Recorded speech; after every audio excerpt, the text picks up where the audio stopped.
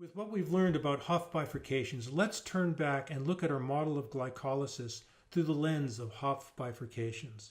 So what I'm showing now is the phase diagram of the glycolysis model in the parameter space defined by B and A, where there was a bubble where an unstable spiral exists, and outside of this bubble there was a stable spiral that ended up at a fixed point. What I want to emphasize here is that this behavior of going from a stable spiral to an unstable spiral, this is an example of a Hopf bifurcation.